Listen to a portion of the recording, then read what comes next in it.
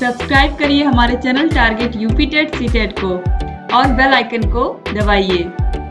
Hello friends, मैं रेनू स्वागत करती हूँ आप सभी भावी अध्यापक एवं अध्यापिकाओं का आपके अपने channel target UP TET CTET में।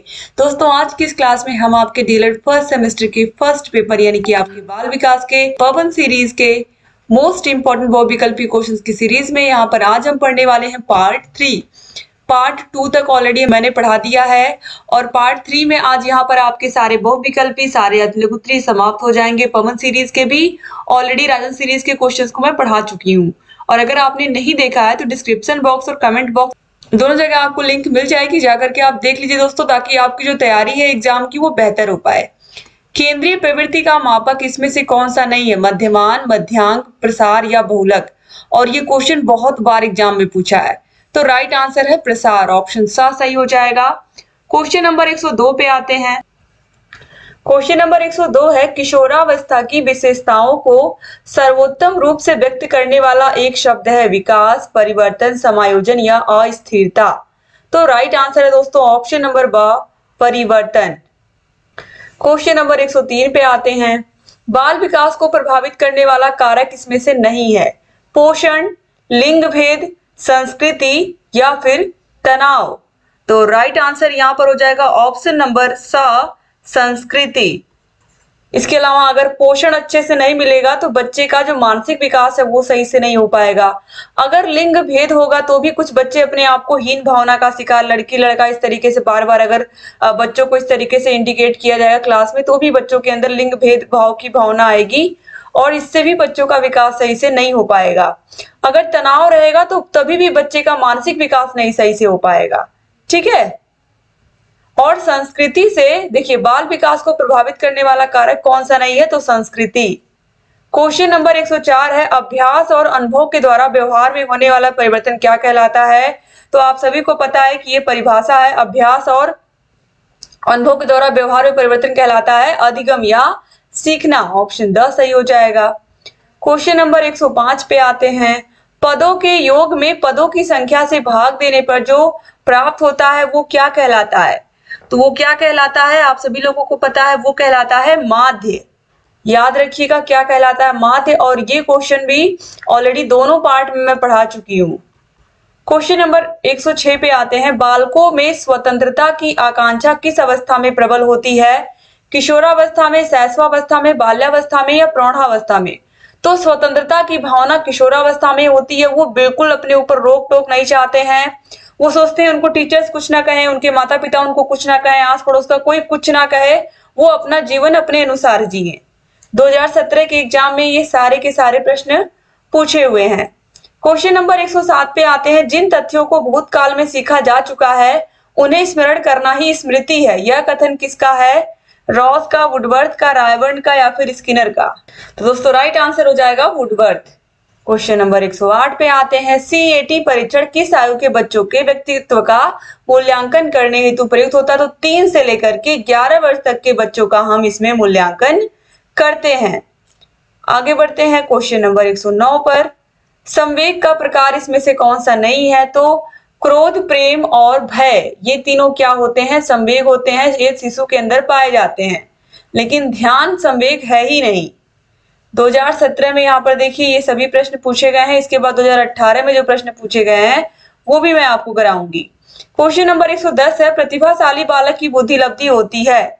तो प्रतिभाशाली बालक की बुद्धि लब्धि 140 से अधिक होती है। क्वेश्चन नंबर 111 है। पियाजे के अनुसार बालक के संज्ञानात्मक विकास की स्थितियां हैं?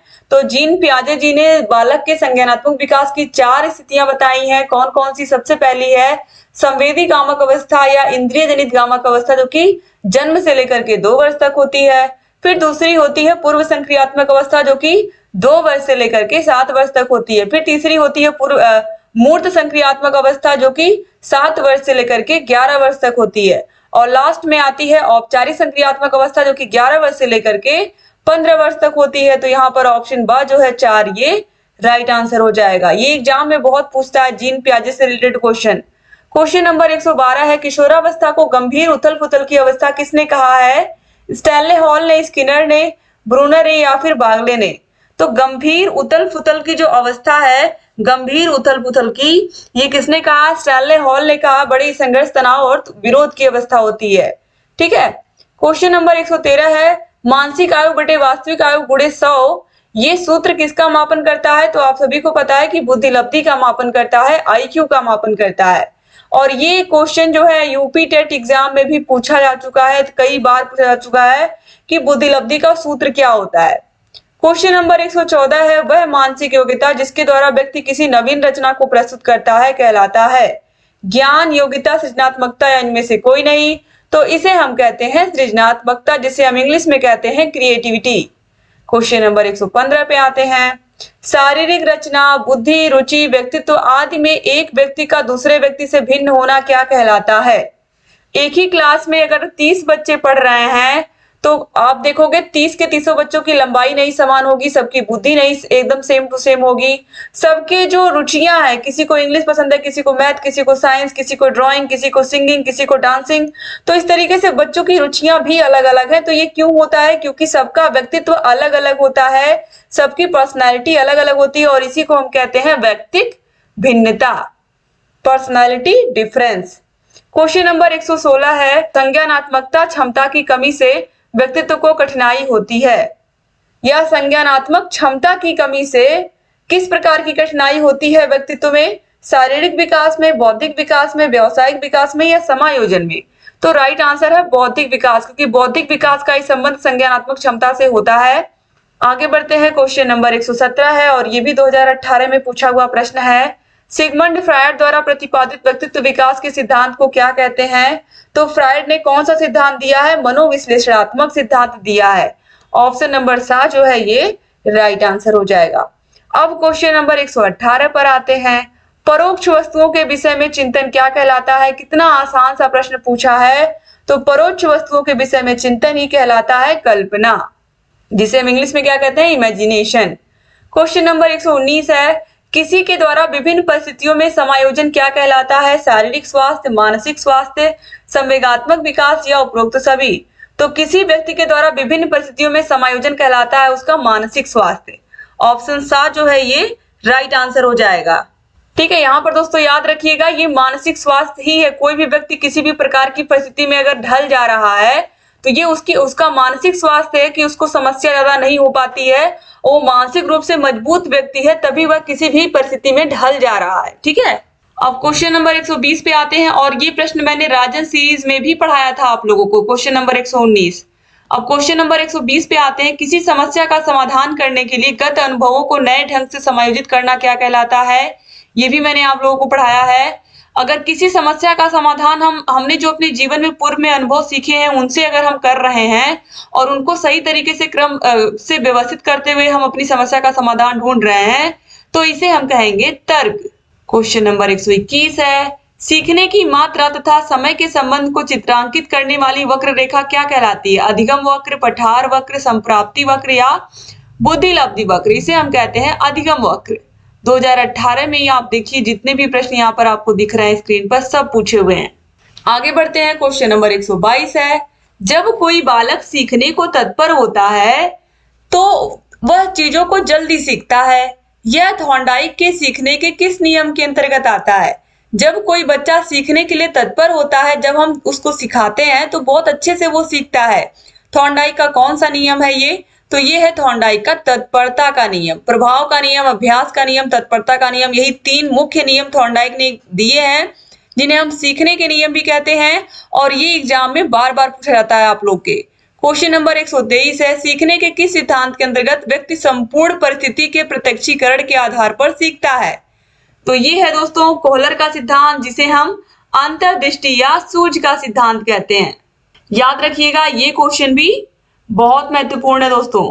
ठीक है, और आपकी इस सीरीज में ये क्वेश्चन का आंसर भी गलत दिया है, इसीलिए मैं सीरीज पूरा पढ़ाती हूँ ताकि आप लोगों के जो गलत आंसर है उनको आप सही कर लीजिए। ठीक है, तो संपूर्ण परिस्थिति का मतलब क्या है अब आप समझ लीजिए। जैसे आप किसी बच्चे को फल के बारे में बताना चाहते हो तो अगर आप उसको शुरुआत से ही उसको सबसे पहले उस वृक्ष के बारे में आप बता रहे हो, ठीक है, वृक्ष के बारे में, वृक्ष को आपने पूरा संपूर्ण परिस्थिति को पहले आपने दिखा दिया। अब आप कहोगे ये पेड़ है, पेड़ की जड़ है, उसके बाद यहाँ पर आप देखिए तने निकले हुए हैं और इन तनों में पत्तियां हैं और पत्तियों के बाद आप देखिए इसमें फल लगे हुए हैं। तो वो बच्चा कभी नहीं भूलेगा। जैसे जब बच्चे को हम बॉडी पार्ट पढ़ाते हैं तो हम पूरा बॉडी, पूरा शरीर का एक बच्चे को खड़ा कर देते हैं आगे। अब उस बच्चे को हम कहते हैं कि कहाँ पर हाथ है, अपना हाथ दिखाओ, कहाँ पर तुम्हारे कान है, कहाँ पर तुम्हारी आंखें हैं, कहाँ पर तुम्हारी नाक है। तो इस तरीके से सारे बच्चे पूरा संपूर्ण परिस्थिति यानी कि संपूर्ण चित्र को देख करके उसके एक एक अंगों के बारे में बता ले जा रहे हैं। तो इसी प्रकार से संपूर्ण पेड़ को देख करके बच्चे उसके एक एक अंग के बारे में पेड़ के बता ले जाते हैं। ठीक है, तो इस तरीके से इस सिद्धांत को हम कहते हैं अंतर्दृष्टि या सूझ का सिद्धांत, जिसमें यही बताया गया है कि व्यक्ति संपूर्ण परिस्थिति के प्रत्यक्षीकरण के आधार पर सीखता है। ठीक है, इसके बाद क्वेश्चन नंबर 124 पे आते हैं। वे प्रेरक जिन्हें व्यक्ति अपने प्रयासों से प्राप्त करता है क्या कहलाते हैं? तो ये कहलाते हैं अर्जित प्रेरक। जैसे पद हुआ, प्रतिष्ठा हुआ, सम्मान हुआ, ये सब व्यक्ति अपने जीवन में अर्जित करता है। क्वेश्चन नंबर 125 है अधिगम, धारण, पुनः स्मरण तथा पहचान आदि प्रक्रियाएं किसके अंतर्गत आती हैं? तो ये सब स्मृति के अंतर्गत आती हैं। ऑप्शन 10 सही हो जाएगा। इसके बाद देखिए क्वेश्चन नंबर 126 है, ये भी 2018 में पूछा गया है। वह प्राप्तांक जो किसी प्रदत्त को दो बराबर भागों में बांटता है कहलाता है? समांतर माध्य, माध्यिका, बहुलक या उपरोक्त सभी? तो दोस्तों वह प्राप्तांक जो किसी प्रदत्त को दो बराबर भागों में बांटता है तो उसे हम क्या कहते हैं? माध्य कहते हैं। ठीक है, तो यहाँ पर माध्य, ऑप्शन आ सही हो जाएगा। समांतर माध्य नहीं, बस केवल माध्य। ठीक है, आगे बढ़ते हैं। या फिर इसी को मध्यांक भी कहते हैं। ठीक है, आपने देखा भी होगा पिछली क्लास में, अगर आपने देखा है सारे के सारे बहुविकल्पी क्वेश्चंस को। तो अब क्वेश्चन नंबर 127 पे आते हैं। जिस प्रकार शारीरिक विकास के लिए भोजन का महत्व है उसी प्रकार सामाजिक विकास के लिए शिक्षा का, यह कथन किसका है? दोस्तों यह कथन है जॉन ड्यूबी का। बहुत इंपॉर्टेंट है। 2019 में देखिए सभी प्रश्न पूछे हुए हैं। क्वेश्चन नंबर 128 पे आते हैं। विकास को प्रभावित करने वाले कारक हैं बुद्धि, यौन, अंतःस्रावी ग्रंथियां या उपयुक्त सभी? तो विकास को ये सभी प्रभावित करते हैं। ऑप्शन द जो है यहाँ पर ये राइट आंसर हो जाएगा। क्वेश्चन नंबर 130 है। मनुष्य को जो कुछ भी बनना होता है प्रारंभ के 4 से 5 वर्षों में ही बन जाता है, यह कथन किसका है? फ्रायड का, हरलॉक का, क्रो एंड क्रो का या थॉर्नडाइक का? तो यह कथन है फ्रायड का और ये कथन बहुत बहुत इंपॉर्टेंट है, याद रखिएगा। क्वेश्चन नंबर 131 है। बाल्यावस्था में शिक्षा का क्या स्वरूप होना चाहिए? तो जो शिक्षा है वो किस प्रकार से दी जानी चाहिए छोटे बच्चों को बाल्यावस्था में? बाल्यावस्था 6 से लेकर के 11 या 12 वर्ष तक की अवस्था होती है। तो खेल कूद की छूट बिल्कुल नहीं दी जानी चाहिए, ये बिल्कुल गलत है। खेलों एवं रचनात्मक कार्यों के माध्यम से शिक्षा दी जानी चाहिए। गुरुकुल प्रणाली द्वारा शिक्षा दी जानी चाहिए। पिटाई करने वाले अध्यापक द्वारा शिक्षा दी जानी चाहिए, ये भी गलत है। गुरुकुल प्रणाली द्वारा शिक्षा दी जानी चाहिए, आज के टाइम में वो संभव नहीं हो पाता है, आप लोगों को भी पता है। तो खेलों और रचनात्मक कार्यों के माध्यम से शिक्षा दी जानी चाहिए। आप लोगों की टीचिंग अब तक लग चुकी होगी आपके फर्स्ट सेमेस्टर की, तो आप सभी लोग प्राइमरी स्कूल में जा चुके होंगे। तो प्राइमरी स्कूल में आप देखिए सारे के सारे स्कूलों में हरे कलर की पट्टी लगी होती है, ग्रीन कलर की पट्टी लगी होती है। तो वो ग्रीन कलर की पट्टी का मतलब क्या होता है? जो ग्रीन कलर की इस तरीके से पट्टी लगी होती है, अगर आप जूनियर में जाओगे अगर आप क्लास 6 to 8 वाले स्कूल में जाओगे तो आपको ये पट्टी रेड दिखती है नीचे वाली। लेकिन अगर आप क्लास 1 to 5 के स्कूल में गए हो तो आपको नीचे वाली पट्टी दिखती है ग्रीन। इसका क्या मतलब? इसका मतलब ये है कि जो बच्चे हैं वो स्कूल में हरियाली की तरह होते हैं। उन्हें जितना अधिक आप जितना अच्छे से आप उनको नर्चर करेंगे, जितना आप उनको अच्छे से पढ़ाएंगे, जितना आप उनको खेल कूद की छूट देंगे, वो उतना ही अधिक खिल करके या फिर ये कहें कि उतना ही अच्छे से उनका मानसिक विकास होगा, शारीरिक विकास होगा, पूरे तरीके से संपूर्ण विकास होगा बच्चों का। ठीक है, तो ये जो क्लास 1 to 5 की अवस्था होती है बच्चों की, इसमें इनको पूरा हर तरीके से खेलों और रचनात्मक कार्यों के माध्यम से हम बच्चों को पढ़ाते हैं, जिससे बच्चे अच्छे से अपनी पढ़ाई भी पढ़ पाते हैं, एंजॉय भी कर पाते हैं। जब बच्चे क्लास 6 to 8 में आते हैं तब उनको हम थोड़ा बहुत डिसिप्लिन के बारे में बताते हैं कि किस तरीके से रहना है। इससे पहले हम बच्चों को पूरी छूट देते हैं कि वो करके सीखना, रचनात्मक कार्यों के माध्यम से सीखें। तो ये अंतर होता है, इसीलिए ये ग्रीन पट्टी होती है क्लास 1 to 5 के बच्चों में कि बच्चे एकदम हरे भरे आते हैं स्कूल में और उन्हें पूरा खिलने का मौका मिलना चाहिए स्कूल में। ठीक है, आगे बढ़ते हैं क्वेश्चन नंबर 132 पर। बालक के मानसिक विकास के लिए शिक्षक को क्या करना चाहिए? बच्चे के मानसिक विकास के लिए स्नेहपूर्ण और सहानुभूतिपूर्ण व्यवहार, सद आचरण प्रस्तुत करना, उपयुक्त शिक्षण विधि का प्रयोग करना या उपयुक्त सभी। तो इन सभी चीजों का पालन करना चाहिए एक शिक्षक को। क्वेश्चन नंबर 133 है, शिक्षा में सृजनात्मक का प्रयोग किस रूप में होता है? सीखना, तर्क, चिंतन या कल्पना। तो इसका प्रयोग होता है चिंतन के रूप में। 2019 में देखिए सारे प्रश्न पूछे हुए हैं। क्वेश्चन नंबर 134 पे आते हैं, कल्पना के विकास के लिए शिक्षा में निम्न बातों पर ध्यान देना चाहिए। भाषा विकास पर ध्यान, कहानी सुनाना, काल्पनिक खेलों एवं क्रियाओं के लिए अवसर या उपयुक्त सभी। तो राइट आंसर यहाँ पर हो जाएगा उपयुक्त सभी। क्वेश्चन नंबर 135 है, थॉर्नडाइक ने क्या दिया था या कौन से नियम दिए थे? तो प्रभाव का नियम, तत्परता का नियम और अभ्यास का नियम। तो ये तीनों इन्होंने मुख्य नियम दिए थे सीखने के। तो ऑप्शन द सही हो जाएगा। 2019 में ही सारे प्रश्न पूछे हुए हैं, आप देख सकते हो। क्वेश्चन नंबर 136 है, प्रेरणा होती है सकारात्मक, नकारात्मक, विकल्प आ और बा दोनों या इनमें से कोई नहीं। तो ऑप्शन सा जो है आ और बा दोनों सही हो जाएगा। क्वेश्चन नंबर 137 है, जीन पियाजे द्वारा बालक के संज्ञानात्मक विकास की अवस्थाओं में वर्णन किया गया। अभी मैंने जीन पियाजे की चारों संज्ञानात्मक विकास की अवस्थाओं के बारे में आपको बताया है। तो ऑप्शन बा सही हो जाएगा। क्वेश्चन नंबर 138 है, अधिगम स्थानांतरण के सिद्धांत है। मानसिक शक्तियों का विकास का सिद्धांत, समान तत्वों का सिद्धांत, सामान्यीकरण का सिद्धांत या उपयुक्त सभी। तो राइट आंसर दोस्तों यहाँ पर भी हो जाएगा उपयुक्त सभी, क्योंकि ये जो है ये भी एग्जाम में पहले भी पूछा जा चुका है और ये ऑलरेडी राजन सीरीज में भी मैं पढ़ा चुकी हूँ आपको। क्वेश्चन नंबर 139 है, वह प्रेरक जिन्हें व्यक्ति अपने प्रयासों से प्राप्त करता है क्या कहलाते हैं? अभी मैंने आपको कहा कि पद, प्रतिष्ठा, मान, सम्मान ये अर्जित प्रेरक होते हैं जो व्यक्ति अपने प्रयासों से प्राप्त करता है अपने जीवन में। क्वेश्चन नंबर 140 पे आते हैं, स्मृति सीखी हुई वस्तु का सीधा उपयोग है। यह कथन किसका है? तो यह कथन दोस्तों है वुडवर्थ का। ऑप्शन आ सही हो जाएगा। क्वेश्चन नंबर 141 है, आंकड़ों के प्रकार हैं वर्गीकृत, अवर्गीकृत, वर्गीकृत एवं अवर्गीकृत या उपयुक्त में से कोई नहीं। तो अवर्गीकृत एवं वर्गीकृत ये क्या है? आंकड़ों के प्रकार हैं। क्वेश्चन नंबर 142 है, बाल मनोविज्ञान बालक के व्यवहार एवं अनुभव का विज्ञान है। यह कथन किसका है? तो यहाँ पर देखिए स्टैनले हॉल, स्किनर, ब्रूनर और क्रो एंड क्रो दिया हुआ है। तो राइट आंसर हो जाएगा ऑप्शन नंबर बा, स्किनर के अनुसार। दोस्तों यहाँ पर देखिए 2021 में जितने भी प्रश्न पूछे हुए हैं सब यहाँ पर दिए हैं। क्वेश्चन नंबर 143 है, मनोविज्ञान व्यवहार का विज्ञान है। यह कथन किसका है? तो यह कहा है वॉटसन ने। वॉटसन एक बहुत बड़े व्यवहारवादी थे। क्वेश्चन नंबर 144 है, बुद्धि लब्धि निकालने का सूत्र। कितना आसान सा प्रश्न है। बुद्धि लब्धि बराबर मानसिक आयु बटे वास्तविक आयु गुणे 100। तो ऑप्शन सा आपको साफ साफ दिख रहा है, मानसिक आयु बटे वास्तविक आयु गुणे 100। क्वेश्चन नंबर 145 है, बाल विकास का प्रत्यक्ष संबंध बाल व्यवहार से है। यह कथन किसका है? तो ये कथन है गैरिसन का। क्वेश्चन नंबर 146 है, जीन पियाजे ने बालक के संज्ञानात्मक विकास की कितनी अवस्थाओं के बारे में बताया है? तो 4 अवस्थाओं के बारे में। हर साल ये क्वेश्चन पूछा गया है, जीन पियाजे ने बालकों के संज्ञानात्मक विकास की कौन कौन सी अवस्थाएं बताई हैं या कितनी अवस्थाएं बताई हैं। क्वेश्चन नंबर 147 पे आते हैं, बाल विकास का तात्पर्य है अभिवृद्धि से, स्वास्थ्य से, अभिरुचि से या क्रमिक परिवर्तन से। तो राइट आंसर हो जाएगा क्रमिक परिवर्तन। इसका मतलब क्या है कि बच्चों के अंदर क्रम से परिवर्तन होता है। जब बच्चा शैशवावस्था में होता है धीरे धीरे उसकी हाइट बढ़ती है, उसकी बुद्धि बढ़ती है, उसके दांत आते हैं। फिर बच्चा धीरे धीरे बड़ा होता है, स्कूल जाना शुरू करता है, उसके जो दूध के दांत है वो टूटने शुरू होते हैं, बच्चा कुछ सीखना शुरू करता है। इस तरीके से जो बाल विकास है वो क्रमिक परिवर्तन होता है एक बच्चे के अंदर। क्वेश्चन नंबर 148 है, वह मानवीय योग्यता जिसके द्वारा व्यक्ति किसी नवीन रचना या विचार को प्रस्तुत करता है कहलाता है।